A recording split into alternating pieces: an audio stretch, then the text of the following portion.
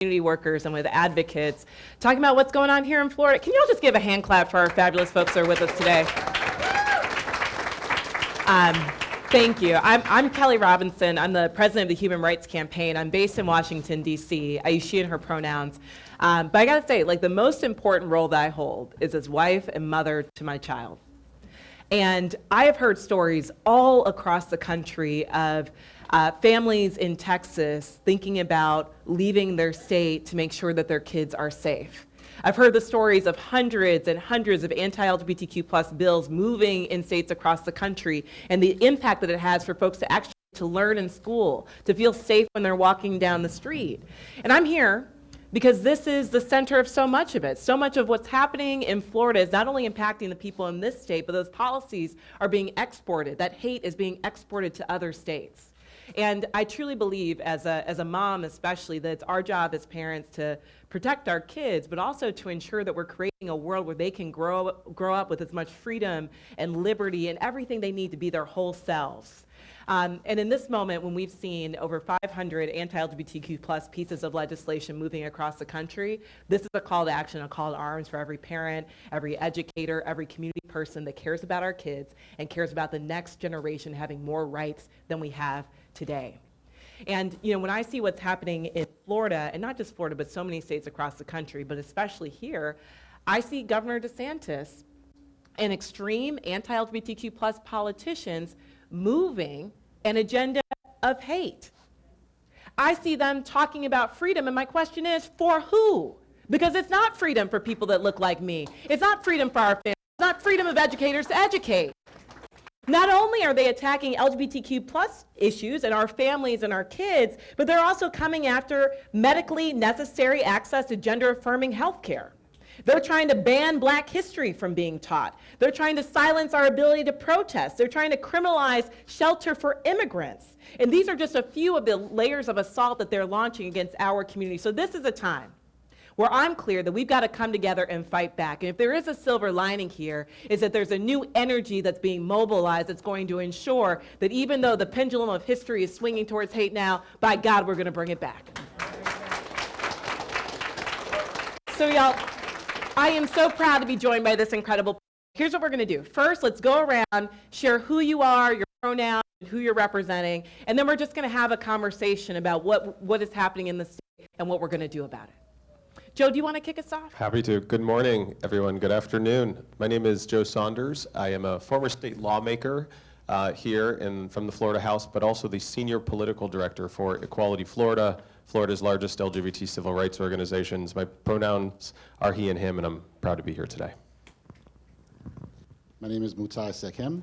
My pronouns are he, him, and my primary claim to fame is being the father of this incredible young lady next to me, Samira. Hi there. Good evening, everybody. I'm that incredible young lady. Yes. My name is Samira Burnside. I'm here representing the queer notion. I'm a student activist and journalist, and my pronouns are she, her.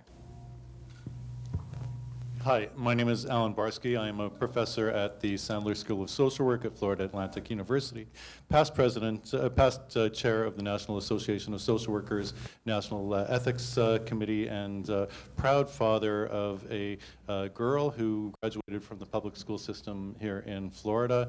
Not proud of many of the things that are going on publicly. My daughter has moved away from the state and says she cannot live in this type of political environment, and I want to help make sure that other students feel that this is a place that they can grow and thrive freely, and I can vouch for you being incredible with your testimony earlier this morning at the hearing with the Board of Education. Thank you. Good afternoon. My name is Mrs. Shari Gawanter, and I am a teacher here in Leon County Schools. I am an elementary teacher, a 24-year veteran teacher, and I am very excited to be here. I am, as I said, an educator and also an activist. Yes, thank you so much. So let me hand the mic back to Joe. Joe, tell us a little bit more about the landscape in Florida right now and a little bit about what's happening with the Board of Education this morning. Sure. Well, the simplest, I think we can start with the what and how, and I think we can get to, in our conversation, the what to do next. But I think we have to be very real and honest with ourselves in this moment.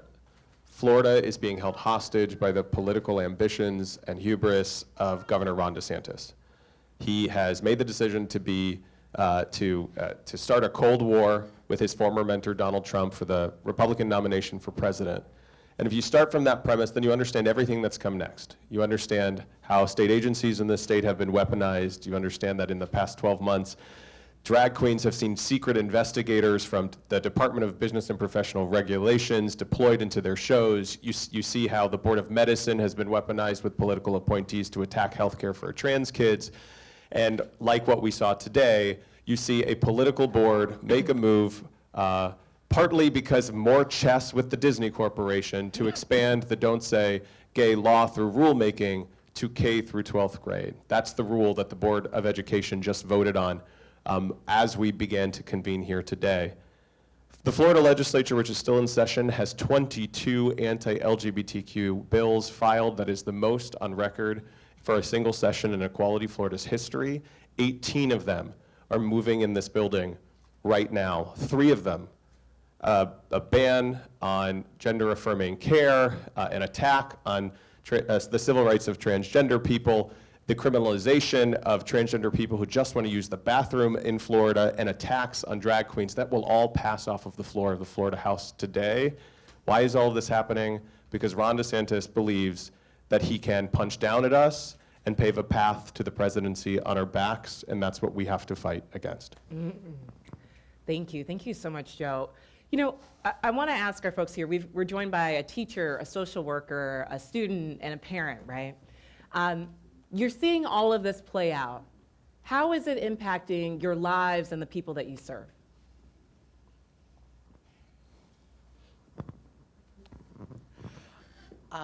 Well, a lot of these bills, because it's easier, are targeting students and youth especially.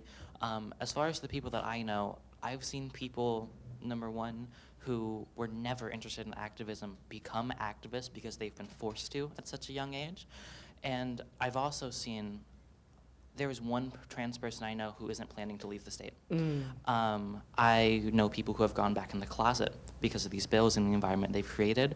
I've known people who got accepted to their dream school in Florida and are considering other college options and leaving the state because of the climate here, depriving Florida of future amazing jobs. And I know trans people who are looking to leave the country entirely and pursuing careers in other locations and exchange student programs specifically because of this, leaving their families behind because of this. But most of all those trans people I know are fighting this. And y'all feel free to jump in here.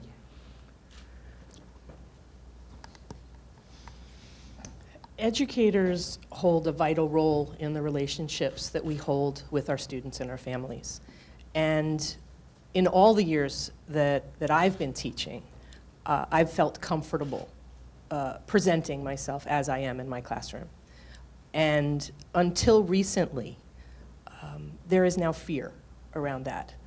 Fear about what book I read, what conversation I have, what visitors come to my classroom, the teachable moments that can happen that I may or may not have to hesitate to think about in having conversations with my children.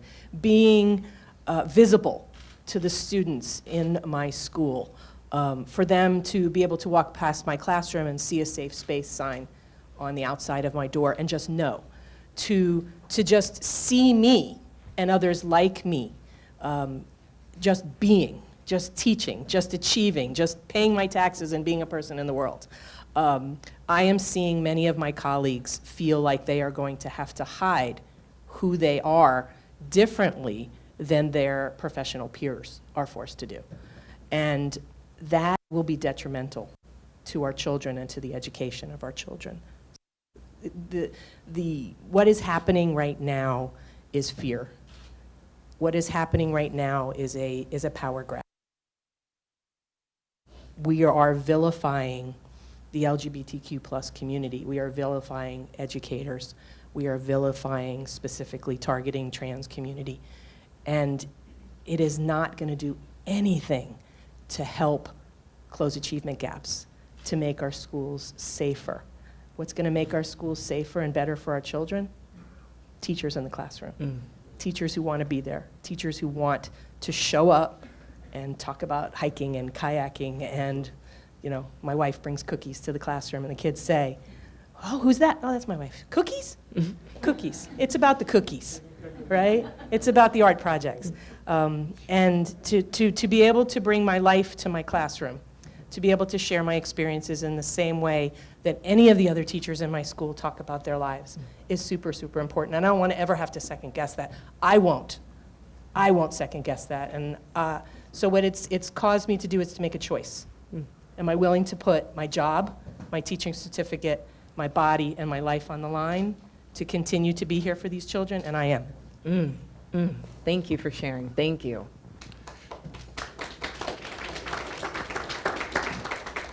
I want to build on the importance of teachers in the classroom. As a social worker and mental health professional, we know that children need at least one important ally adult in their life. And for many kids, that's their parents. For a kid who is uncertain about their sexual orientation or their gender identity, they may not feel that that person can be one of their parents, and they may live in a family where there's been a lot of homophobia and transphobia. And so often it is a teacher or somebody else at the school, including the social workers and the mental health professionals who are at the school, who can be their ally. And we know that children who are struggling with sexual orientation and gender identity, they're at risk for a number of different mental health issues, not because they're gay, not because they're trans, but because they're in an environment that is not supportive of them. And so we need to be able to create those environments. And one of the messages that I want to put out there to the teachers and the social workers and all the school personnel is don't overstate or don't overthink what the restrictions are of these laws. When that first Don't Say Gay law came out and I started talking to teachers and social workers, many of them thought they couldn't even talk to kids about those issues outside of the classroom. And we need to tell people that, some of these restrictions, if you're concerned about your job, there's certain things that you could avoid doing in class to comply with the law, or you could be brave and challenge the law. In certain school districts, it may be easier to be that brave person, and others maybe not.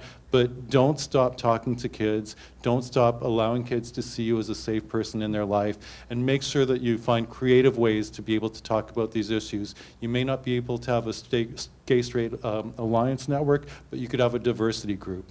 And those diversity groups can show that we're open to all people, regardless of, gender, sexual orientation, race, culture, religion, all folks. Thank you. Yes. Thank you. As a parent of a transgender child, the most immediate impact that I've felt through this wave in the climate has been a lack of guidance and resources. Caregivers stopped providing care even before rules necessitated or before legislation was passed, out of fear of what could happen to them and the expanded groups they wouldn't be able to provide care for. So I think it's really important in this stage, as we continue to fight to either not get some of these things passed or to repeal them when they do or challenge them judicially, is to really network amongst the community and find out how we're getting by as our father-daughter relationship in our house, and how we're getting care and how you're getting care and how you're getting care, and really share those ideas, share those contacts, so that we can try to sustain for the long term through this. Thank you. So, I've heard y'all say that the result of these laws is that there's more fear with our young people, that teachers are fearful of what they can talk about in their classrooms, that trusted adults are questioning what they can actually do to support the people that they're meant to support. And the thing that always gets me is the hypocrisy of it all, right? Because at the end of the day, what DeSantis and these anti-LGBTQ plus politicians are saying is that they're pushing these laws to protect kids. How does that land with you? Joe, do you want to kick us off? I think we have to be willing to say out loud that you get this mashup in the legislative space right now, and from the governor himself, that is somewhere in between overt homophobia and transphobia and dog whistles. And what Ron DeSantis wants to be able to do today is signal over and over again to far-right conservative voters in Iowa and South Carolina, while also holding the middle of what has historically been a swing state, one of the most important swing states in the country. And the truth is that you can't have it both ways, right? And it's our job. It is the job of those who he thinks are powerless in this process to hold him and to hold all of the members in this building who are pushing these laws, straight up lying about what they do, shifting the center of what they do. You know, they'll say over and over again, drag is not in the anti-drag bill. And there is no question in my mind, your mind, the press's mind, the public's mind, that this is an attack on drag queens. And it is an attack on drag brunches. So we have to do the work of calling BS and holding them accountable, and that's a part of the pathway out of all of this. Yeah, thank you, thank you. As a parent, tell me how that lands with you, their idea that they're quote unquote protecting kids.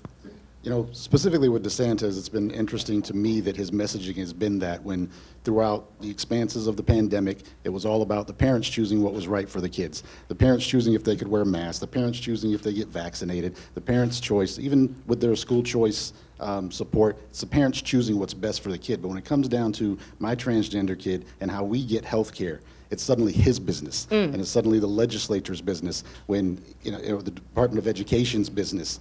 So those things don't land well with me, and I can't reconcile them. And I think that even amongst his base of individuals that call this the free state of Florida, it's very difficult that you could tell a parent that the state is going to decide what type of health care you can provide for your children and how you get it and who you get it from, and potentially criminalize those that offer it, but still call yourself the free state of Florida. Oh, we're not afraid of a hand clap or a snap here, okay? Come on now, come on.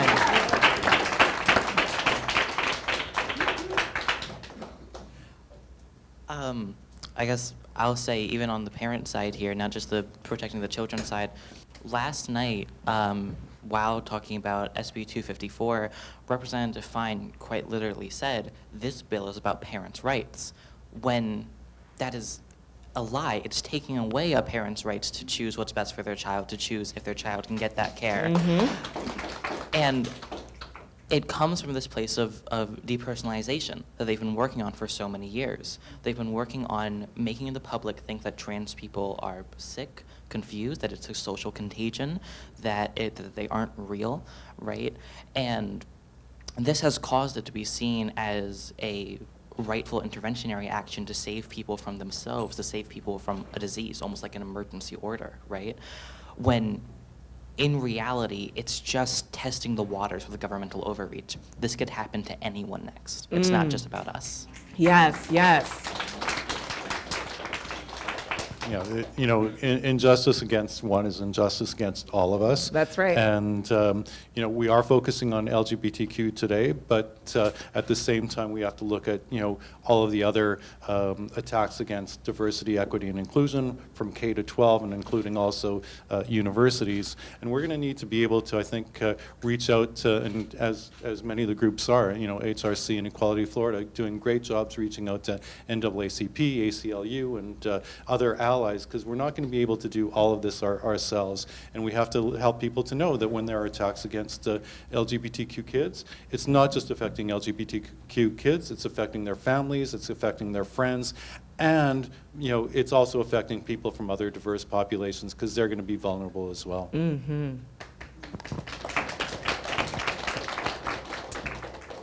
I am certified to teach. I am reading endorsed. I am ESOL endorsed.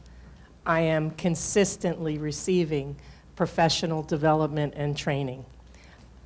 Administrators are in my classroom. Department of Education is in my classroom. Coaches from around the district. I mentor teachers. I have a practicum student in my classroom right now, teaching while I'm here. Let's be clear, this is about vilifying a group of people in order to grab power and money. I am qualified to make decisions in concert with my administration and my district and my professional peers as to what's best in my classroom, in concert, again, with families. I have done that for 25 years. I will continue to do that for as long as I teach. I am comfortable working with parents, even parents in disagreement, okay? I look different than 95% of my students. I believe religiously different than 100% of my students. I have had over 400 students in my career. 400. Parents fight to get their kids into my classroom. They don't care that I'm gay. They don't care. They care that I am a veteran teacher. And we have to get back to fully funding our schools and to making them safe and attracting and retaining qualified teachers who will be there for all of the students, every single one. Yes, yes. So let me ask you this, and let's start here. In this campaign of fear and hate, at the end of the day, we know it's having real impact on real people, especially the young people that are watching this play out. So for any young queer person, any young trans person, what's your message to them? I'm here. I'm here, and I'm going to be here, and I'm not going anywhere. And you will see me, and I will see you. And I will be there for you, no matter what. Sometimes when somebody is struggling with their gender identity or sexual orientation, or they're being, harassed or abused or not feeling safe at home, when they meet with a supportive person, whether it's teacher, mental health professional, or whoever, we say it gets better. And we have to say that to all of us as advocates as well. We've been through this before. We've overcome, there is now, same-sex marriage. We have overcome the abortion ban. Back in the 1950s, there was a witch hunt that was trying to, eradicate all LGBT people from all education. We've overcome those things. We will overcome this. And, there's lots of organizations out there that were not there in the past. Find them online, find them in person, wherever you can find them. Thank you.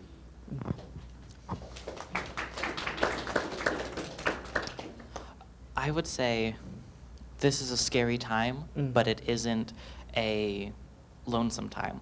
And historically, in times of fear, in times of when the pendulum swings the other way and people are rallying against the queer community rallies just as hard together. If you look across the state, there are groups in even the far reaches of Sarasota and even in metropolitan areas that are largely queer, like St. Pete, Camp Out Florida, Queer Expressions in St. Pete. There's so many places and so many gatherings of community that arose out of this and that have become stronger because of this. You aren't alone, and when you fight, you aren't alone, and when you are sad about this, there are just as many people that are on the other side that are with you, that are angry about this, and that are willing to help you.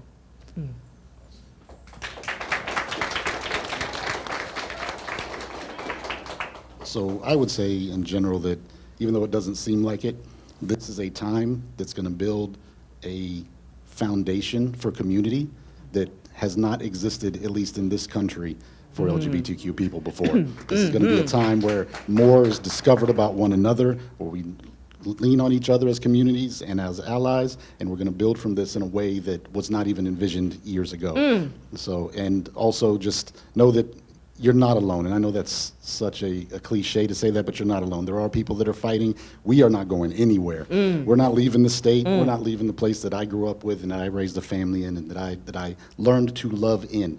I'm not going anywhere, and I'll be, as a part of every fight, I'll be caravanning her and anyone else that wants to join us around. And as we fight, we invite you to fight, and we're going to get through this. Great, yes. Joe, can I ask you a little bit of a different question? Sure. From the political perspective, what's the opportunity on the other side of this? Okay, I'm going to build a bridge to the last question because I loved it. I Yes, loved the go last for question. it. My message to young people who are watching what's happening right now, who are getting called into this fight, is a really clear one. And it is, remember that every single movement for social justice and civil rights and equality that have shaped the world we live in today, it was students and young people who were at the vanguard. It was students and young people who stood at the very front of it, pushing all of us forward.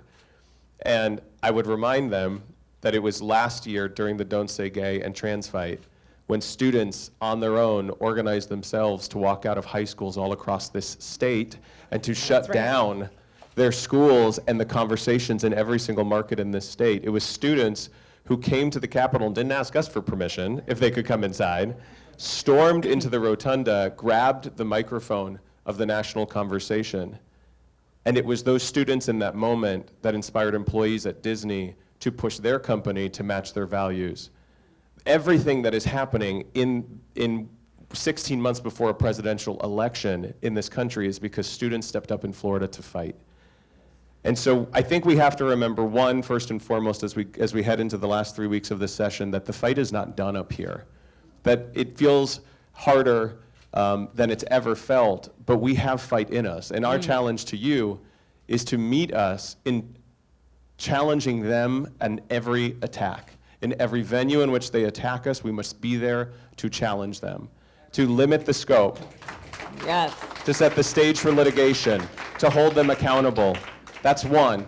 Two, the antithesis for censorship is sunshine. Step into courage and raise your friggin' flag. Raise your flag high.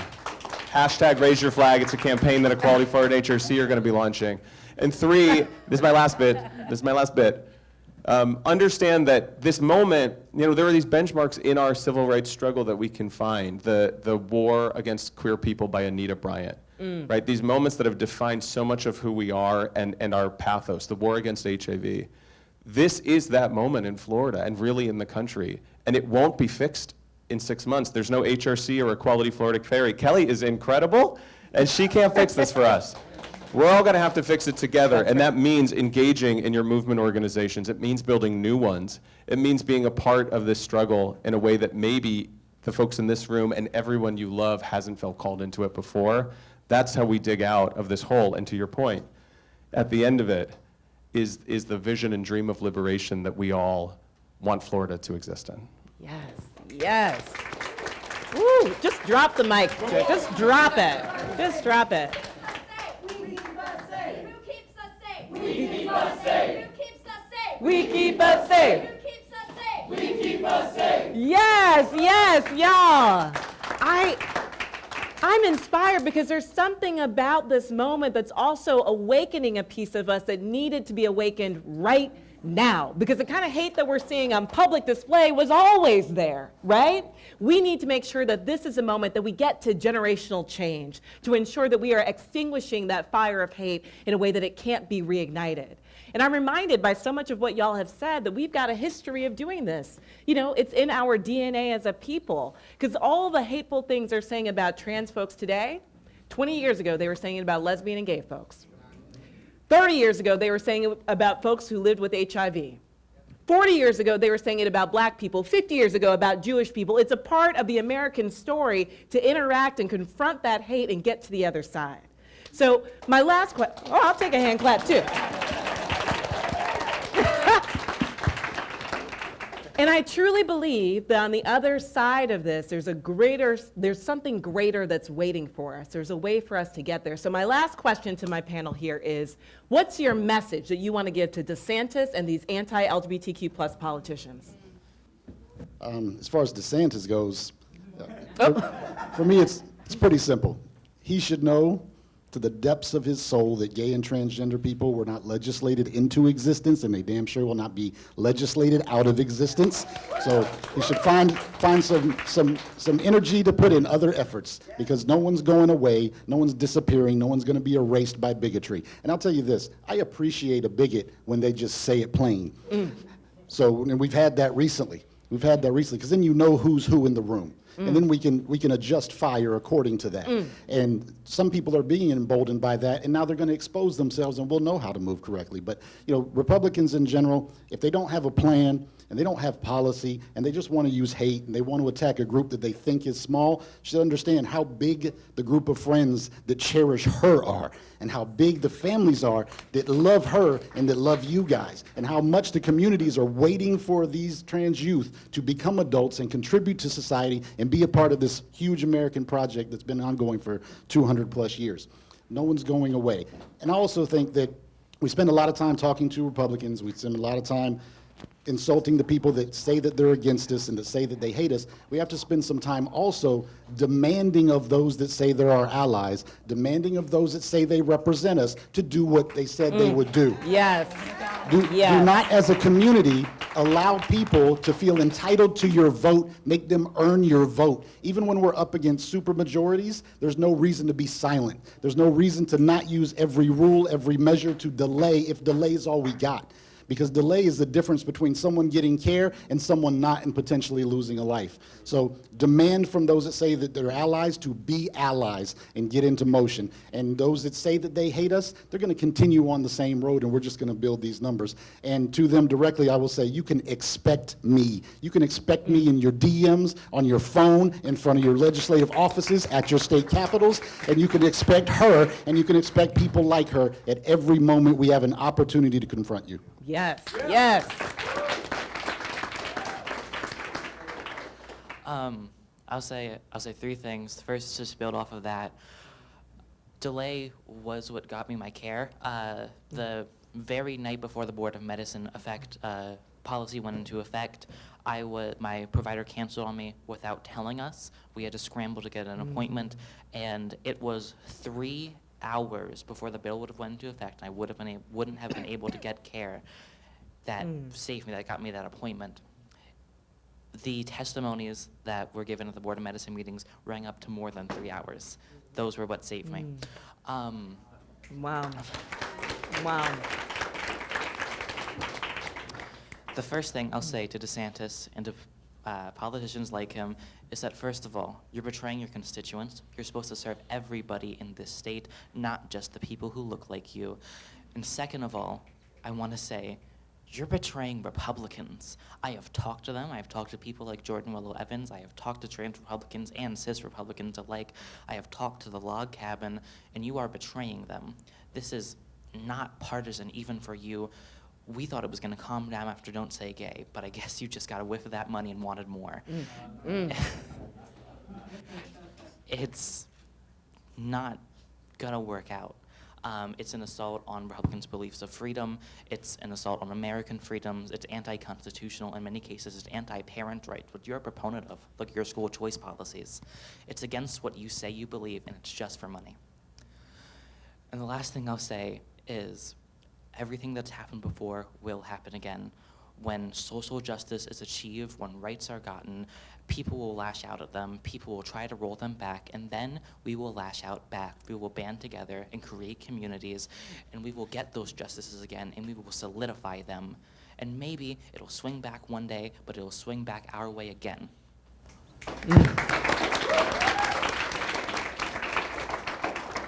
Tough act to follow. The message to all of our elected officials at all levels of government is it's okay to change your minds. People's views evolve. When we look at words like transphobia and homophobia, it means fear of. Get to know people who are LGBTQ. Find out, what their experiences are. Try to, connect with them, their family members, their loved ones, their friends, and think about what these laws and what you can do in order to help them instead of making things worse. Look at history, as you were kind of implying.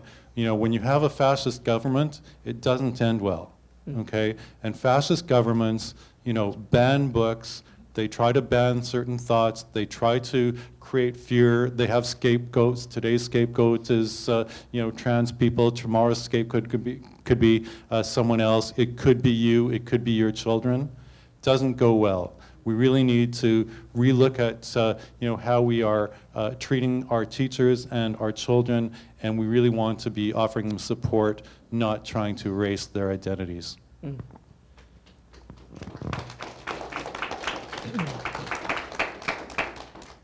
As an educator, as a survivor of the Jewish Holocaust, it's in my DNA.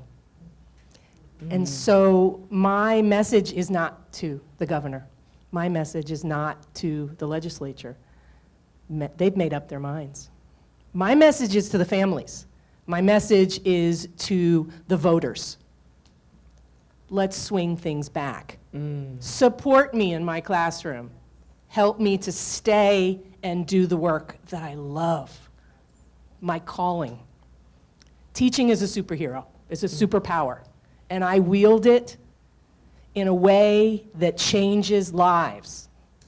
My students will be the media, will be the legislators, the doctors, the lawyers, the people who fix the buildings, the cooks, the cleaners, all of it. I have the future in my classroom, and so I'm not talking to the people who are making they've already done that. I'm talking to the future. I'm talking directly to the children who are watching today. Stand strong and learn. Just learn. Look through the mess. Look through the politics. Stay focused on education and look for ways that you can be an activist in small ways. Just show up. Show up. Like Ruby Bridges. Show up. Like Martin Luther King. Show up. Like Mrs. Gawanter. Show up. And just be in school. Come to school. Come to my classroom. Be there. Keep your mind open. Have conversation. So legislators, governor, I'm voting you out. I'm voting you out, and I vote you out every time. Yes, yes. And I will continue to knock on doors and wave signs and be the activist that I can be and be on the line.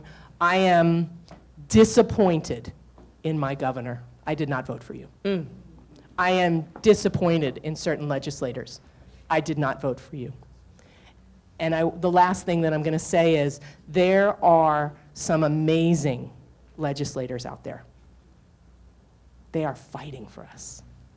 And in a conversation with one I had a couple of weeks ago, said to me, thank you for just saying thank you, because this is a soul-crushing fight, okay? So the last thing I'm gonna say is reach out to the people who have the power to help us and give them everything they need to continue to do this work with us. So thank you. Yes, yes. Wow. Joe, what can people in Florida do?